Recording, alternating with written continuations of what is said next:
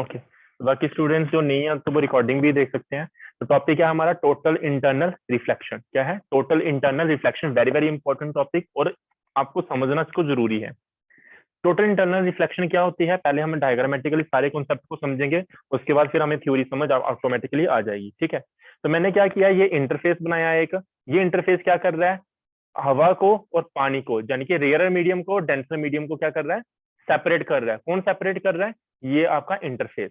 ठीक है जी। अब मान लीजिए यहाँ पे डेंसर मीडियम में, यानी कि पानी के अंदर, यहाँ पे कोई एक ऑब्जेक्ट पड़ा हुआ है ऐसे करके, ओ ऑब्जेक्ट पड़ा हुआ है एक ऐसे करके।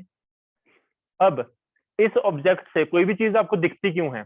मैं एक बार कैमरा भी ऑन कर देता हूँ।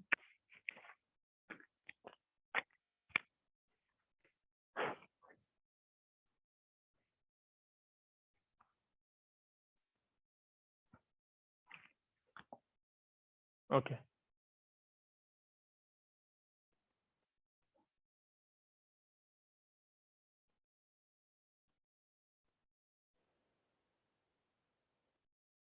अब देखो यहाँ पे मैंने क्या किया, यहाँ पे क्या रख दिया? ऑब्जेक्ट रख दिया।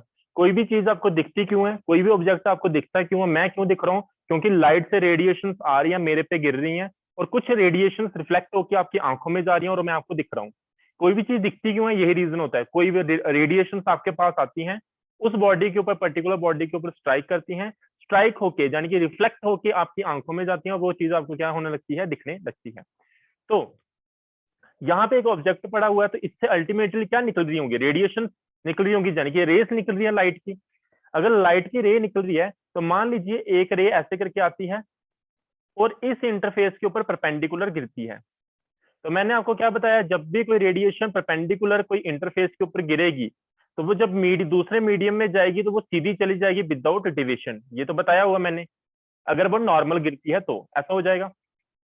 एक और रेडिएशन, मैं यहाँ से रेडिएशन यानी कि रे, एक रे यहाँ से मैं मान लीजिए मैं ऐसे करके जब भेजता हूँ, ये एक मैंने रे भेज दी। अगर मैंने ऐसे करके एक रे भेजी है, तो यहाँ पे एक मुझे क्या ड्रॉ करना पड़ेगा? नॉर्मल। ये मैंने एक क्या ड्रॉ कर दिया? नॉर्मल, ऐसे करके। तो ये क्या होगी? Angle of incidence. मैंने एंगल ऑफ इंसिडेंस नाम दे दिया I1। और जैसे ये दूसरे मीडियम में जाएगी, एक्चुअली इस रे को कैसे जाना चाहिए था? ऐसे सीधे चले जाना चाहिए था, पर ये रेयरर टू डेंसर जा, सॉरी डेंसर टू रेयरर जा रही है। तो जब भी डेंसर टू रेयर जाती है तो रे क्या करती है? बेंड कर जाती है away from the normal. Actually इसको जाना ऐसे था, पर ये ऐसे ना जाके नॉर्मल से दूर चली जाएगी, ऐसे करके जाएगी। ऐसा ही मैं एक और केस डिस्कस करता हूँ। मान लीजिए एक रे और ऐसे ही जाती है इसी ऑब्जेक्ट से, और ऐसे करके यहाँ पे फॉल करती है। ठीक है, अगर कोई भी आपको कुछ ग्लिच आ रहा होगा मुझे बताना, ठीक है, बिकॉज यहाँ पे थोड़ा सा सिस्टम में प्रॉब्लम आ रही है। तो अगर आपको कहीं प्रॉब्लम आएगी, नहीं पता चल रहा होगा, बताना मुझे, ठीक है। देखिए दूसरी रे आती है ऐसे करके, और यहाँ पे आके फॉल करती है। और यहाँ पे मैं फिर से नॉर्मल ड्रॉ कर लेता हूँ एक।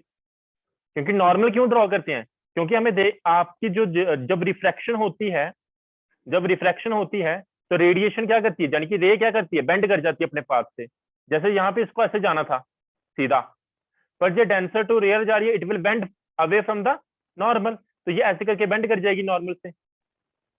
अब एक चीज नोटिस करो, ये वाली एंगल ऑफ इंसिडेंस और ये वाली एंगल ऑफ इंसिडेंस, दोनों डिफरेंस है, दोनों में डिफरेंस है।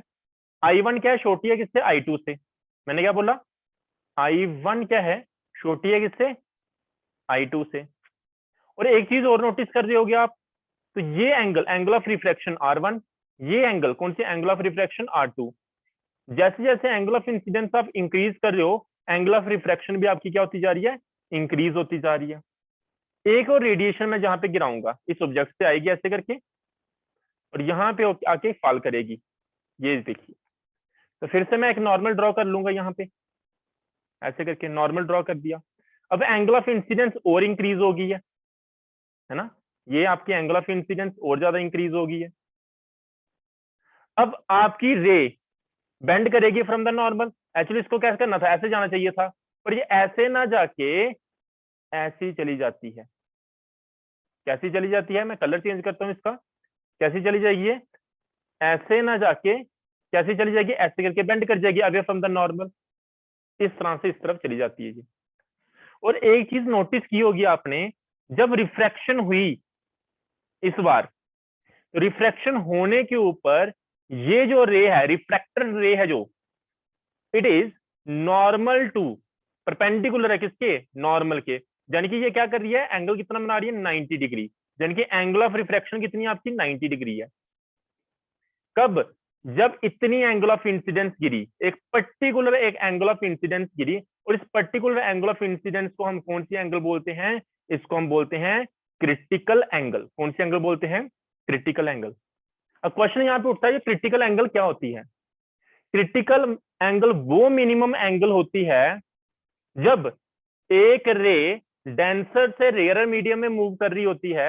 ये वो क्रिटिकल मिनिमम एंगल होती है जब angle of refraction in rare medium कितनी हो जाती है, 90 डिग्री हो जाती है। मैंने क्या बोला, फिर से रिपीट कर रहा हूं, व्हाट इज क्रिटिकल एंगल।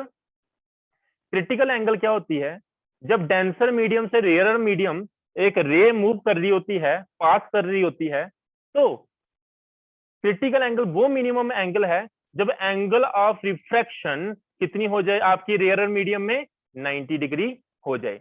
उसे हम क्या बोलते हैं, क्रिटिकल एंगल बोलते हैं। क्या हो अगर एंगल ऑफ इंसिडेंस, अगर एंगल ऑफ इंसिडेंस आपकी क्या हो जाती है, ग्रेटर देन हो जाती है क्रिटिकल एंगल से, उस समय क्या होगा वो भी समझ लेते हैं, कोई बात नहीं। तो मैं क्या करता हूं, एक रेडिएशन यानी कि रे फॉल करवाता हूं, कहां पे, कलर ब्लू ही रखते हैं ताकि आपको कंफ्यूजन ना हो। ये लीजिए, ये रे मैंने इसके ऊपर फॉल करवाई, विच इज, ये एंगल जो है इस बार, ये जो एंगल है, it will be greater than critical angle. तो मैं यहाँ पे एक नॉर्मल ड्रॉ कर लेता हूँ, ये लीजिए नॉर्मल ड्रॉ कर दिया। और ये क्या आपकी एंगल ऑफ इंसिडेंस, और यहाँ पे जो एंगल ऑफ इंसिडेंस है, it is greater than critical angle. क्या है, बड़ी है किससे, क्रिटिकल एंगल से। जब भी ऐसा हो, जो आपकी एंगल ऑफ इंसिडेंस है in denser medium, if it is greater than critical angle, मैंने क्या बोला, वापिस रिपीट कर रहा हूं, if in denser medium angle of incidence is greater than critical angle, then there will be a reflection। क्या होगी वहां पे आपकी, रिफ्लेक्शन होगी। और रिफ्लेक्शन भी कहां पे होगी, इन डेंसर मीडियम। इस बार रेडिएशन यानी कि रे आपकी इधर नहीं मूव करेगी, ये वापिस इसी मीडियम में घूम के आ जाएगी, यानी कि ये क्या कर जाएगी, रिफ्लेक्ट कर जाएगी। क्या कर जाएगी, रिफ्लेक्ट कर जाएगी। तो मैं इसका कलर और कोई चेंज कर लेता हूँ, ये कलर रख लेते हैं। तो ये ऐसे करके इसी मीडियम में वापस आ जाएगी, यानी कि डेंसर मीडियम में रिफ्लेक्ट होके वापस आ जाएगी। तो एंगल ऑफ इंसिडेंस क्या थी आपकी, आई थी, और ये क्या होगी आपकी, एंगल ऑफ रिफ्लेक्शन होगी। एक्चुअली इसी को हम क्या बोलते हैं, टोटल इंटरनल रिफ्लेक्शन बोलते हैं। टोटल इंटरनल रिफ्लेक्शन कब होती है, जब कोई भी रे डेंसर मीडियम से रेयर मीडियम में मूव कर रही होती है, अगर उसकी एंगल कितनी हो जाए, क्रिटिकल एंगल से ज्यादा हो जाए, उस समय वो जो रे होती है वापिस रिफ्लेक्ट होके उसी मीडियम में वापिस आ जाती है, और इसी फिनोमिना को हम बोलते हैं total internal reflection. Is it clear to everyone, किसी को कोई डाउट है, कोई भी डाउट है तो पूछ सकते हो। सभी को समझ आ गई है तो मैं वापस रिपीट कर रहा हूँ, मैंने क्या क्या बताया एक बार समझा देता हूँ। ये आपका क्या है, इंटरफेस है, ठीक है। और ये इंटरफेस रेयर मीडियम को डेंसर मीडियम को क्या कर रहा है, सेपरेट कर रहा है। मैंने यहाँ पे एक ऑब्जेक्ट रख दिया, जब मैंने यहाँ पे एक ऑब्जेक्ट रखा तो मैंने पहली रे यहाँ पे इससे परपेंडिकुलर फॉल करवाई। जब भी आपकी रे परपेंडिकुलर फॉल करती है इंटरफेस के ऊपर, वो बिना बेंड किए सीधी पास कर जाती है, जो कि हुआ यहाँ पे। फिर मैंने एंगल को ओब्लिकली, यानी कि जो रे है उसको थोड़ा सा ओब्लिकली फेंका, स्ट्राइक किया इस इंटरफेस के ऊपर ऐसे करके, और यहाँ पे एंगल ऑफ इंसिडेंस कितनी रखी मैंने, I1। और यहाँ से रे कहां से, कौन से मीडियम से जा रही है, डेंसर मीडियम से रेयर मीडियम में जा रही है। तो रे आपकी सीधी ऐसे ना जाके बेंड कर जाती है अपने पास से, और कैसे, अवे फ्रॉम द नॉर्मल जाएगी, क्योंकि डेंसर टू रेयर मीडियम जा रही है, तो ये रे ऐसे चली जाएगी। फिर मैंने क्या किया, थोड़ी सी एंगल ऑफ इंसिडेंस को इंक्रीज किया, I2 एंगल रखी, तो देखने से भी दिख रही है आपको एंगल ऑफ इंसिडेंस क्या है, ग्रेटर देन है I1 से। I2 क्या है, बड़ा है किससे, I1 से। जब ऐसा हुआ तो ये रे ऐसे ना जाके ये थोड़ी सी और बेंड होगी, है ना, अपने पास से बेंड करेगी, क्योंकि डेंसर टू रेयर जा रही है। फिर मैंने एक और रे ऐसी की, एंगल ऑफ इंसिडेंस को और ज्यादा इंक्रीज कर दिया, जब एंगल ऑफ इंसिडेंस और ज्यादा इंक्रीज किया तो रे आपकी जानी कैसे चाहिए थी, ऐसे जानी चाहिए थी, पर ये अपने पास से बेंड कर जाएगी। कैसे बेंड करगी, ऐसे करके बेंड करगी। ये पहले एंगल ऑफ रिफ्रैक्शन कितना था R1, फिर कितना हुआ R2, अब कितना हो गया R, और R कितना आपका 90 डिग्री। वो कंडीशन जब एंगल ऑफ रिफ्लेक्शन आपकी कितनी हो जाए, 90 डिग्री हो जाए, जब रे क्या कर रही हो, डेंसर मीडियम से रेयरर मीडियम मूव कर रही हो, और उस समय एंगल ऑफ आपकी रिफ्लेक्शन कितनी हो जाए, 90 डिग्री हो जाए, उसे हम क्या बोलते हैं, क्रिटिकल एंगल बोलते हैं। तो इस केस में मैंने एंगल ऑफ इंसिडेंस को किसके साथ लिख दिया, सी के साथ लिख दिया। क्यों, क्योंकि ये कौन सी एंगल है, क्रिटिकल एंगल है। क्यों क्रिटिकल एंगल है, क्योंकि एंगल ऑफ रिफ्लेक्शन आपकी कितनी हो चुकी है, 90 डिग्री हो चुकी है। क्या ये बात क्लियर है। फिर मैंने सोचा चलो थोड़ी सी एंगल ऑफ इंसिडेंस को और इंक्रीज करता हूं, तो मैंने एंगल ऑफ इंसिडेंस को और इंक्रीज किया। तो इस बार एंगल ऑफ इंसिडेंस आपकी क्या बड़ी है क्रिटिकल एंगल से। तो मैंने क्या नोटिस किया, तो ये रे इस बार आपकी बाहर ना ही ऐसे गई ना ही इधर निकली, जब वापिस उसी मीडियम में घूम के आ गई। कब, जब angle of incidence is greater than critical angle. जब कोई भी रे डेंसर मीडियम से रेयरर मीडियम जा रही होती है, अगर उसकी एंगल ऑफ इंसिडेंस बड़ी हो जाए क्रिटिकल एंगल से, तो आपकी वो रे वापिस रिफ्लेक्ट होके उसी मीडियम में आ जाती है। इसी को हम क्या बोलते हैं, टोटल इंटरनल रिफ्लेक्शन बोलते हैं। अब उम्मीद करता हूं आपको समझ आ गई होगी। देखिए condition of total internal reflection क्या है।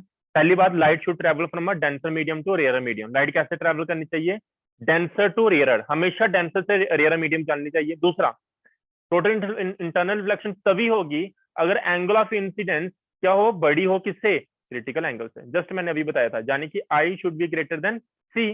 और क्रिटिकल एंगल क्या होती है, अभी बताई थी मैंने। क्रिटिकल एंगल वो एंगल होती है, क्रिटिकल एंगल, क्रिटिकल एंगल कौन सी एंगल होती है, ये वो मिनिमम एंगल होती है। कौन सी, ये वो मिनिमम एंगल होती है, ये वो मिनिमम एंगल होती है कहां पे, इन डेंसर मीडियम। कहां पे होती है, इन डेंसर मीडियम, जब व्हेन एंगल ऑफ रिफ्रैक्शन, कौन सी, angle of refraction, angle of refraction क्या हो, 90 डिग्री हो। कितनी हो, 90 डिग्री हो। कहां पे, इन रेयरर मीडियम। कहां पे, इन रेयरर मीडियम। अगर आपको इसकी स्टेटमेंट लिखनी होगी तो मैं भेज दूंगा, अदरवाइज आप लिख लो। मैं एक बार डिक्टेट कर देता हूं। यहाँ पे क्या है, what is critical angle, critical angle is defined as that minimum angle in denser medium when angle of refraction is 90 degree in rarer medium। मैंने क्या बोला, what is critical angle, critical angle क्या होती है, it is defined as that minimum angle in, कहां पे, denser medium में, when angle of refraction is 90 degree in rarer medium। अब नेक्स्ट क्वेश्चन बनता है, what is total internal reflection. Total internal reflection क्या होती है, it is the phenomena of reflection. ये क्या होता है, एक फिनोमिना होता है रिफ्लेक्शन का। कब, जब लाइट रे क्या करती है, ट्रेवल करती है कहां से, डेंसर टू रेयर मीडियम, और जो एंगल ऑफ इंसिडेंस होती है इट इज ग्रेटर देन किससे, क्रिटिकल एंगल से होती है। उसे हम क्या बोलते हैं, टोटल इंटरनल रिफ्लेक्शन बोलते हैं। उस केस में जो रेडिएशन होती है वो वापिस अपने मीडियम में वापिस आ जाती है। अब यहाँ पे एक चीज और पढ़ेंगे हम, that is relationship between, relationship. बाकी मैं स्टेटमेंट आपको यहाँ पे लिख के दे दूंगा। जब क्लास खत्म हो जाएगी ना, एक बार 2 मिनट के लिए क्लास ज्वाइन करना वापिस, तो मैं लिख दूंगा यहाँ पे, आप वहां से स्क्रीनशॉट ले लेना, ठीक है। रिलेशनशिप बिटवीन, अगर अभी टाइम बचा तो अभी लिख दूंगा मैं, refractive index and critical angle, critical angle इसी का सब टॉपिक है। कई बार एग्जाम में पूछ लेते हैं, रिलेशनशिप भी बताओ।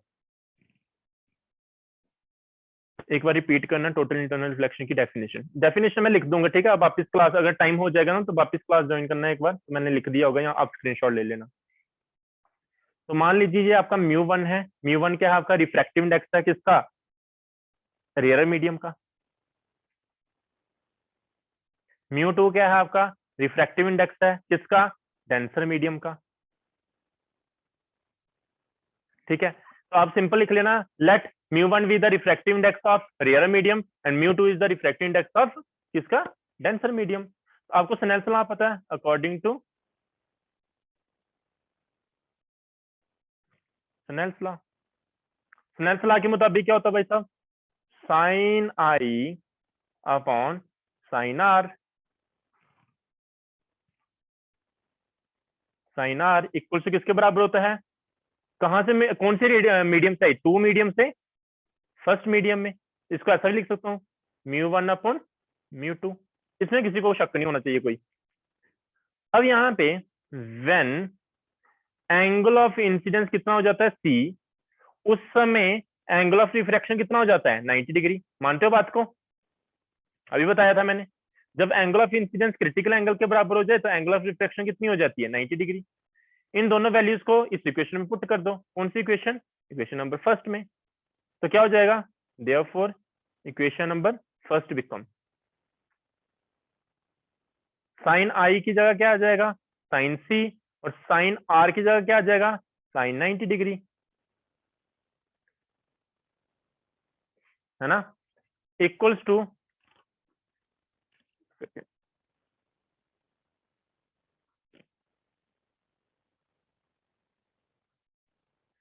इक्वल्स टू किसके बराबर हो जाएगा आपका ये, रिफ्रैक्टिव इंडेक्स के बराबर, यानी कि 2μ1 के बराबर। बाकी डेरिवेशन इसी साइड करता हूं मैं साथ साथ में। अच्छा, अब sine C equals to sine 90 degree कितना होता है 1, ये क्या है 2μ1। बिशप कुछ बोल रहा है क्या, बोलो, वही कुछ बोल रहा था तो रिपीट करना, बिकॉज क्लॉज डिस्कनेक्ट हो गई थी। कोई बात नहीं, आपकी रिकॉर्डिंग भी हो रही है, आप रिकॉर्डिंग देख लेना, पहले मुझे टॉपिक खत्म करने दो क्योंकि टाइम कम बचा हुआ है। तो sine C is equal to 1 upon 1 is equal to क्या आ जाएगा, 2μ1 आ जाएगा, और साइन सी इक्वल्स टू, आपको एक चीज और पता है, according to principle of reversibility 2μ1 किसके बराबर होता है, 1 अपॉन 1μ2। ये बात पता होगी, प्रिंसिपल ऑफ रिवर्सिबिलिटी रीजन रहेगा। तो 2μ1 को मैं ऐसा लिख सकता हूँ 1 अपॉन 1μ2। ये कैसे लिख दिया, अगर किसी को नहीं पता चला हो तो पूछना, प्रिंसिपल ऑफ रिवर्सिबिलिटी हमने पढ़ा था, रेसिप्रोकल हो जाता है। और 1μ2 को मैं ऐसा लिख सकता हूँ 1 अपॉन साइन सी। ये हमारा रिक्वायर्ड रिलेशनशिप है। अगर 1 क्या है, मीडियम 1, यानी कि μ1 आपका क्या है, एयर, और μ2 क्या है आपका, वाटर भी हो सकता है या कोई भी मीडियम हो सकता है जिसका रिफ्रैक्टिव इंडेक्स कितना है म्यू। तो उस कंडीशन में आपको पता है 1μ2 को मैं ऐसा लिखूंगा ना, μ2 अपॉन μ1 इज इक्वल टू क्या है आपका 1 अपॉन साइन सी। तो μ2 की वैल्यू कितनी आ जाएगी आपकी म्यू, और μ1 की वैल्यू कितनी आ जाएगी 1, तो 1 upon sine C. This implies mu किसके बराबर है आपका 1/sin सी के। ये है आपका रिक्वायर्ड रिलेशन। अब इसमें किसी को अगर कोई डाउट है तो पूछ सकता है।